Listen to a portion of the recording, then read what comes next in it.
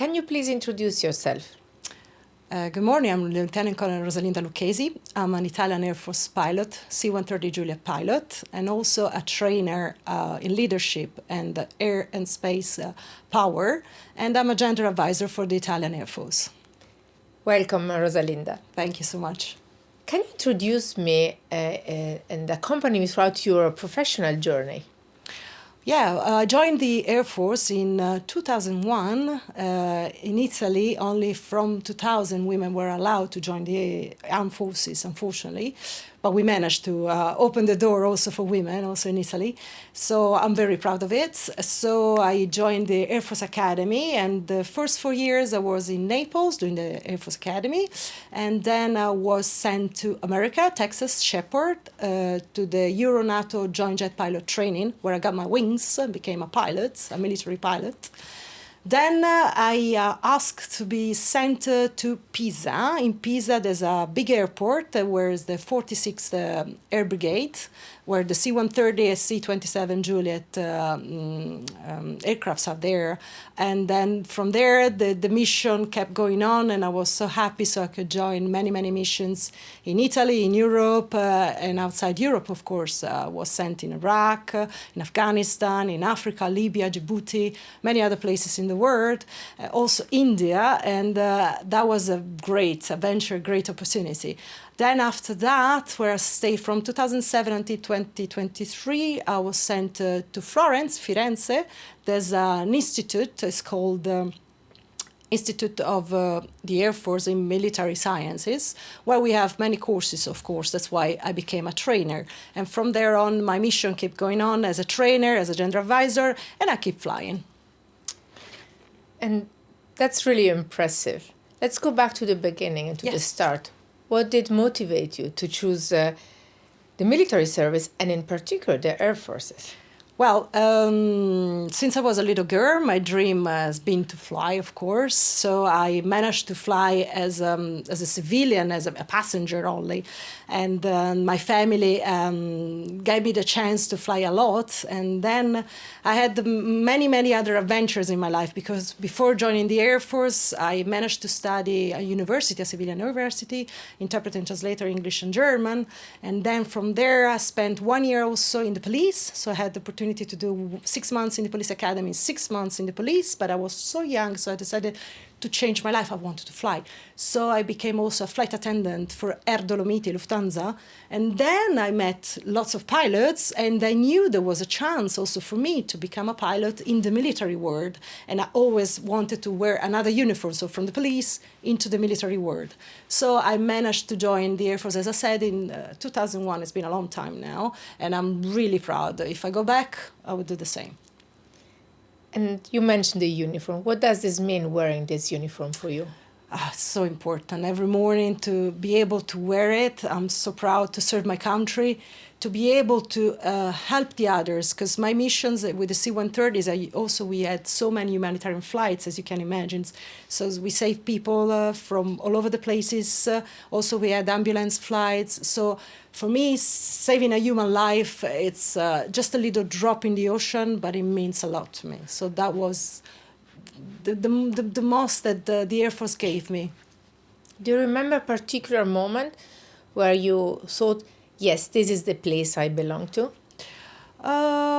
Yes, I suppose when save a little kid from Greece. So we took this kid from Greece to Roma to have the opportunity to have a very important transplant, heart transplant. And that was a good occasion. And there are so many other occasions, earthquake, where we save people. But that special occasion with this little kid and gave him another chance, that was great. And today in your job, what are the skills that you use the most? Oh, I have quite a few skills like empathy and communication skills. I try always to communicate as a gender advisor. And then especially in the last couple of years, I've been honored and so proud to be part of the NATO Committee on Gender Perspectives, which I'm the chair since 2024. And that was, and it is a good occasion for me to meet the gender community of interest, of course, from all over the world. And that's so inspiring for me, for my future. So that taught me a lot, and I hope to continue this mission also in the gender community.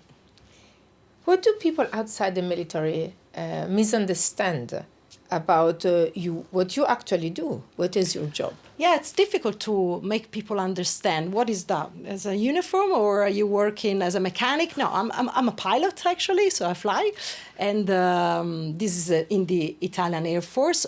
Really, seriously, in the Italian Air Force, do they have women? Yes, we have some women actually. So, and it's difficult to make people understand that you can be a pilot, you can be a gender advisor, a trainer, a mother, have a family, and have many tasks, no? So multitasking women, but we can do it. Anybody can do it, no matter what gender. If you want to do something and you dedicated to something, you can do it. I repeat, no matter what gender. Did you had many challenges as a woman in your Well, at the career beginning, path? I think I was one of the first mothers for the Italian armed forces, so they didn't know how to manage the maternity leave and stuff like that. But then it was a smooth path, because basically Italian law apply also for the military world, so it was pretty smooth. And of course, being a mother and less opportunity to fly, of course, maternity leave, for example, you can't fly. But I'm pretty proud of what I did, and I can't complain at all. So, how many other colleagues, pilots, do we are there in the? that's a tough question. I don't know, but we're not so many actually at the moment. When I first joined the course in 2001, we were just the second course, so around 30 pilots at the moment. But then probably now we're more, but I don't know these are numbers, but less than 100 for sure.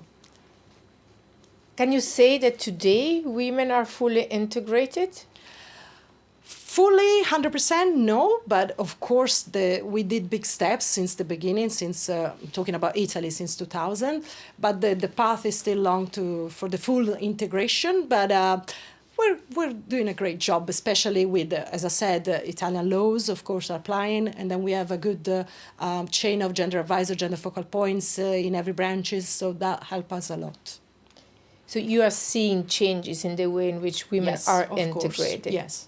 In terms of structural changes, but also cultural changes, I suppose. Yes, of course. Because at the beginning we were new. What is that? Where does she come from? From the moon? No, I'm just a colleague. I'm just a human being. Half of the population is female. So, it's a right for us to be here, no? To change also cultural change, as you said. So it's, and then now I think all the colleagues are more accustomed to see women around them, and they understand the benefits of having a mixed armed forces, fourth generation, of course. So it's important. At the beginning, you mentioned that you are also a trainer, and you mentioned about leadership. Yes. So what has the military and this career taught you about leadership and teamwork and resilience? A lot. First, you need to start from your self-leadership. You need to start from yourself, from inside. Then, of course, the team, the organizational, the strategic leadership, there are different levels. But, of course, it starts all with you, with the person, with the human being itself. And then, of course, being a pilot has given me so many opportunities to get to know many people, different cultures. Think about when I was in Afghanistan, I got to know a completely different culture from the Italian European culture. So for me, I learned a lot, and I had the chance to understand also different perspectives, understand different views, understand also the different times, the different cycles of history. So, because if you think about Kabul in the 70s, women were allowed to wear miniskirts. They were free, like European women. And now the situation is a little worse, as you know. So I hope one day, as I said, history is a cycles, it's completed with cycles. I hope one day probably they'll manage to have their freedom back again. That's my hope. Of course, for all the women, all the gender of the world to have freedom of movement, freedom of speaking, freedom of everything, freedom of life. Yeah, that's a very challenging situation for women in Afghanistan. And I suppose that for someone like you and many other colleagues I have met and interviewed as well, having been there, having fought there, with the hope to see this country free and see where women stand today, or also broader population. It must be very difficult having experienced this and in person, and having met many of them, and certainly many of them also lost their life in the last years. you mentioned that you joined in 2001 and it was the second course only. Often we talk about role models and mentoring and who has made a difference in your life, because you were there at the very beginning. So different to look up at a women's role model within the system, but I'm sure that there were key persons who supported you along the way. Is there anyone in particular? Yes, at the beginning in the academy, in the Air Force Academy, there were not senior officer women, of course. So there was a woman coming from the Spanish Armed Forces, from the Air Force. Her name is Captain Gassot. He used to be captain, now probably is colonel, if not general, or maybe, who knows, civilian, I don't know. And that was a role model for me because she had experience, of course, from Spain, and she could help us out as being the first women in the armed forces. And talking about men as allies, is anyone who supported you along the way? Yeah, some men who helped me a lot, some generals as well. Being a gender advisor, I had the opportunity to be the direct advisor to the commander, in some cases generals. So some of them were really supportive, some of them were really gender responsive leaders. So I really appreciate that. And I had so many opportunities to have meetings, conferences where I was working, having the opportunity to speak to the personnel, military personnel, civilian personnel, and that was a great chance also to open, to have the cultural shift, as we were talking earlier. What are your ambitions for the future? That's a good question. So my experience with NATO, with the NATO committee, will end this summer because the mandate is only a couple of years, unfortunately. So I hope to keep going, continue with this mission, as a gender advisor in Italy. And I hope also to keep flying a lot, also to continue to be a trainer. And who knows which train will pass, I will get it. We talk a lot today about fourth generation within our allied countries and capitals. We are both Italians, and I look at our country from outside, so I have a different perspective. So I would like to ask you, how is the debate about this, and how is the debate about having more women joining the armed forces nowadays, if any? Yeah, there are some debates in the capital, of course. I'm not involved, but I heard that the situation is not good at the moment for men and women, in the sense that numbers are very low now that wants to join the military life, because the youth now has other values. They want a work-life balance, a very well work-life balance, of course. And military life is a lot of duties, of course, but also lots of rights, not just duties. So we need probably to have a better communication outside the military for the civilian world, to make them understand that this, as my commander now says, is a social elevator. So even if you don't have the chance, you don't have the opportunity because maybe you're coming from a poor family or whatever, and joining the military work can give you a chance to get a degree, maybe become a pilot, an engineer, a lawyer, even going to space. So it's a good opportunity for any citizen. So we need probably to develop a better stratcom, so strategic communication outside the military world, to increase the numbers. And of course, having a good attention to the women's world, because probably women also have some bias, stereotypes, thinking about the difficult life of a military. Well, it is tough, but all the jobs are tough. So it's up to the person, as I said, to have the will to do it. Do you think the biases are only by women, or also the bias is still present in the male culture about the role of women? They're everywhere. They're everywhere. Even artificial intelligence has bias. So it's complicated. It's up to us to fight against that. That's why I was talking about self-leadership. So first of all, start from yourself. So then you can work better and change the world. Yeah. That's a bit tough when we look at the target of 18 or 20 years old. Absolutely. If this is a target where we aim at, at changing the culture of defense in the country, also looking to the civilian roles in defense and this partnership, the reserve structures. It's extremely important. Those are all the topics we are also looking at. But I talk about this from outside. So talking within it's different. So what would be the message? What would you say to, or what you say, because that's maybe what you do sometimes in your profession, to young women who are considering joining the armed forces? What would be your message, and why would they have to choose to become pilots in particular? Yeah. Well, you're young, you have all your life in front of you, so live it, every second of it. So just try your best, try, and when you will succeed. Don't give up, just give it a try. See, because don't be forced to think that it's something you can't do it. Just do it, just try. So that's my motto, just try it. Never give up, that's my motto.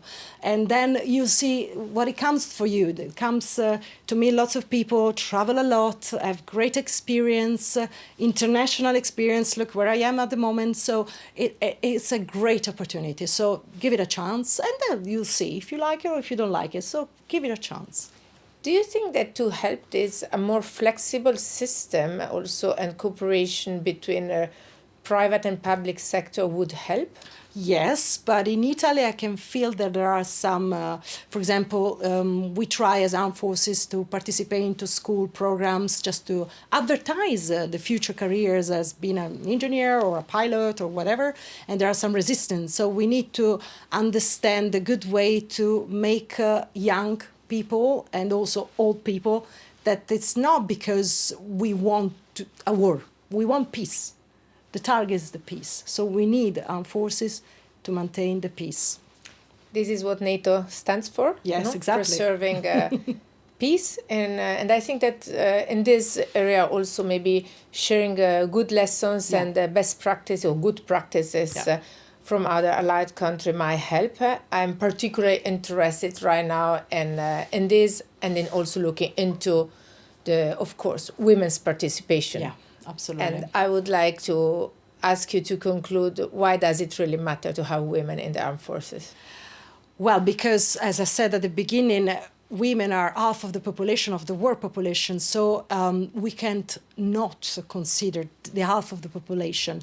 And the benefits are operational effectiveness, the better understanding of the war, intelligence. Of course, we need to see all the perspective, not just a male perspective, a female perspective, all the perspective, 360-degree approach, as NATO teaches us.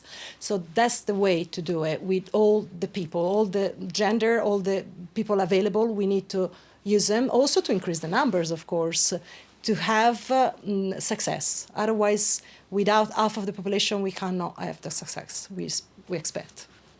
Thank you. Thank you.